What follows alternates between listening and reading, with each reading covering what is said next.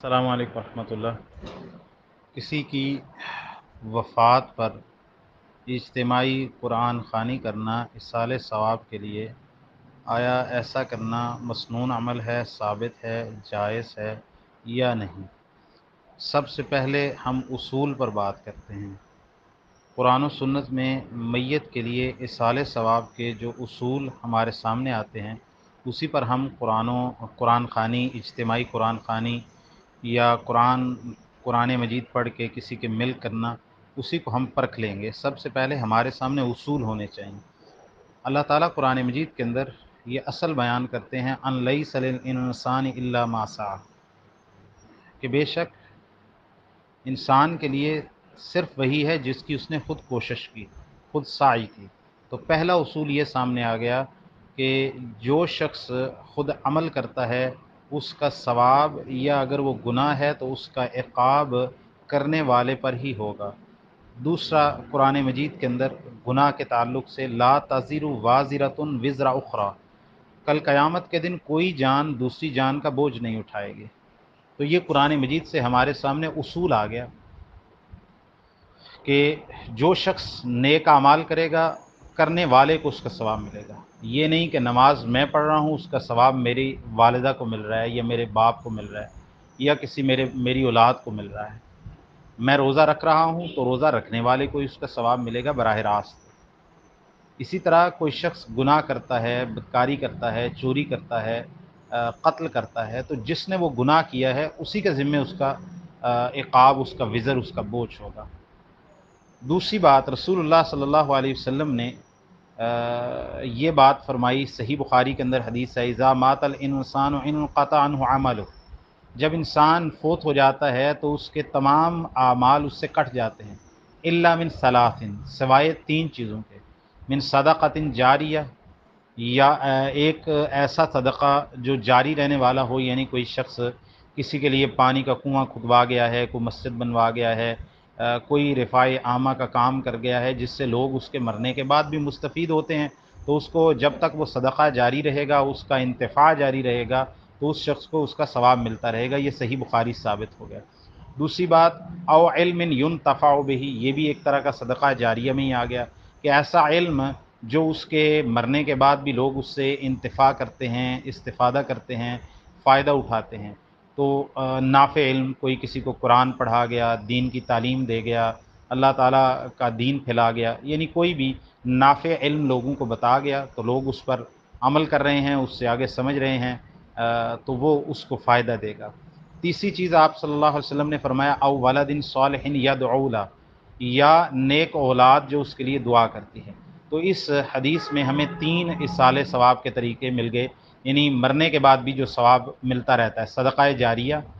یا علم نافع جس سے لوگ اس کے بعد بھی فائدہ اٹھاتے ہیں، یا اس کی نیک اولاد جو اس کے لیے دعا کرتے ہیں۔ اسی طرح کچھ اور بھی اصال ثواب جو میت کو،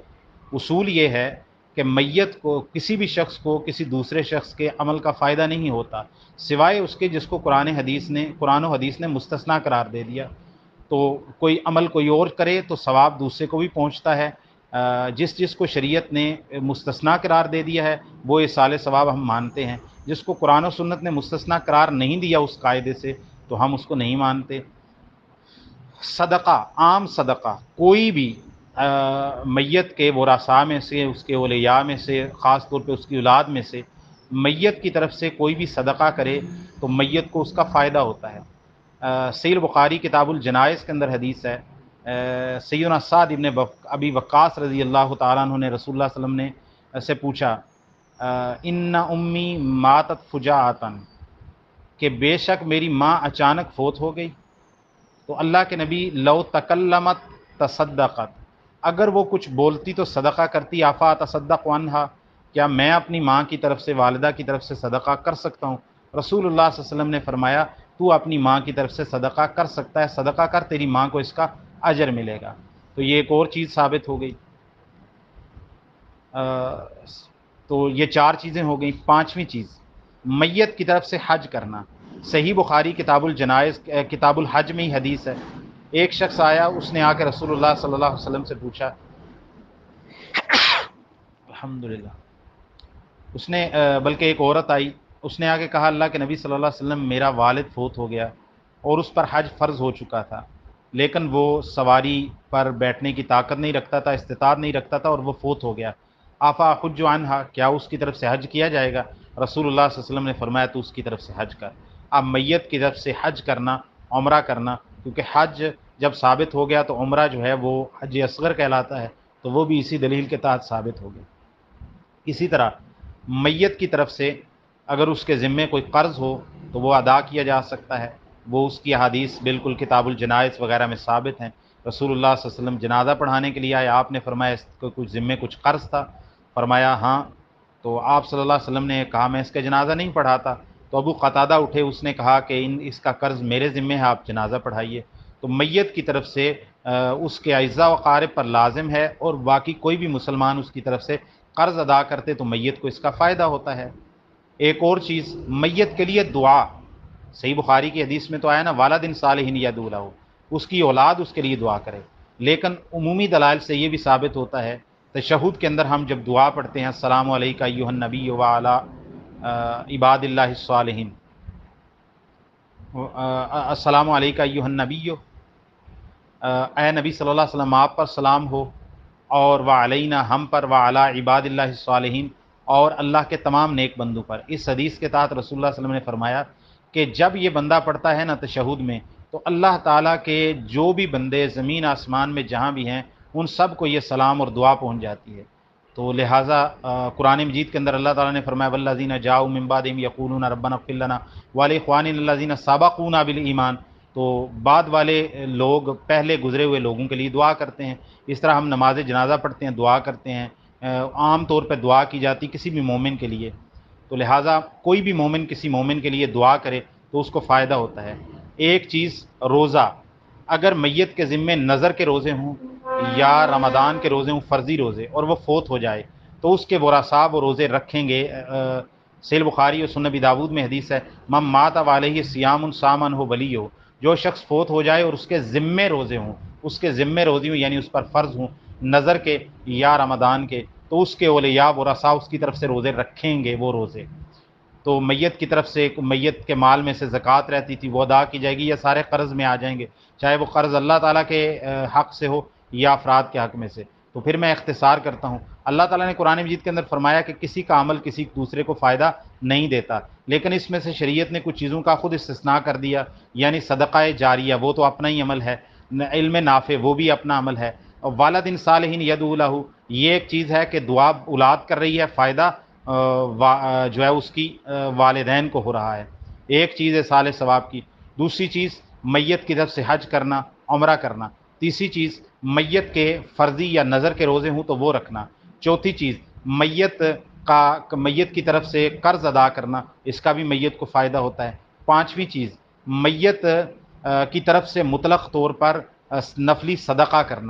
کرنا میت کی طرف سے، اور وہ اس کی اولاد کرے، اس کے اعزاء و اقارب کریں تو اس کو پہنچتا ہے۔ اب یہ وہ چیزیں ہیں جو قرآن و سنت سے ثابت ہیں کہ اگر کوئی شخص عمل کرے تو میت کو اس کا فائدہ ہوتا ہے، یہ صالح ثواب کے طریقے ہیں۔ جو آپ نے قرآن خوانی کا کہا، اب ہم لے لیتے ہیں، کیا آپ اپنے والدہ یا والدین کی طرف سے نماز پڑھ سکتے ہیں؟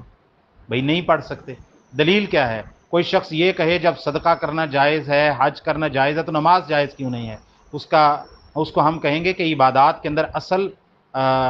حرمت ہوتی ہے، منع ہوتا ہے۔ عبادات کے اندر اللہ اور اس کے رسول صلی اللہ علیہ وسلم نے جس چیز کو جائز قرار دیا ہے، ایصال ثواب چونکہ ایک طرح کی عبادت ہے، ایصال ثواب آخرت کے ساتھ تعلق رکھتا ہے، تو قرآن و سنت نے کسی دوسرے کو دوسرے کی طرف سے نماز پڑھنے کی اجازت نہیں دی۔ قرآن خوانی، اگر میں قرآن پڑھ رہا ہوں تو اس کا قرآن مجید پڑھنے کا فائدہ براہ راست مجھے ہی ہوگا، یہ نہیں میں کہہ سکتا کہ یہ قرآن مجید سورہ یاسین میں نے پڑھی تو اس کا ثواب میرے دادا کو پہنچے یا میری دادی کو پہنچے یا میرے آباء و اجداد جو فوت ہو گئے ہیں ان کو پہنچے یا زندوں کو پہنچے۔ تو لہٰذا ان لیس للانسان الا ما سعی، جو اس نے کیا اسی کو ملے گا اس کا اجر، سوائے اس کے جس کو شریعت نے مستثنیٰ کر دیا، اور وہ چیزیں میں نے آپ کے سامنے رکھ دی ہیں قرآن و سنت کے دلائل سے۔ لہٰذا قرآن خوانی کرنا، نبی صلی اللہ علیہ وسلم کے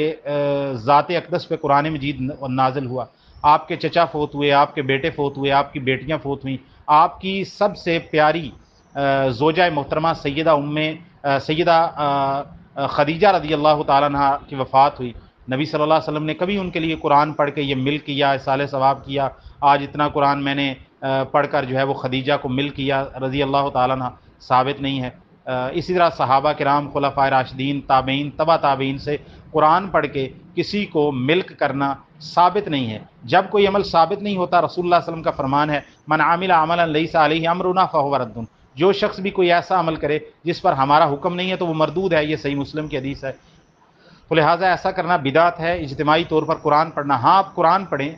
قرآن پڑھ کے اس کے بعد دعا کریں، آپ نے ایک عبادت کی، قرآن پڑھا، اللہ تعالیٰ کا تقرب حاصل کر لیا قرآن پڑھ کے، اب آپ اپنے والدین کے لیے دعا کریں جو دعا کرنا ثابت ہے، والدین کے لیے صدقہ کریں جو صدقہ کرنا ثابت ہے، والدین کی طرف سے حج ہو سکتا ہے، عمرہ ہو سکتا ہے، قرض ادا ہو سکتا ہے، اگر ان کے فرضی روزے رہے تو وہ ادا ہو سکتے ہیں۔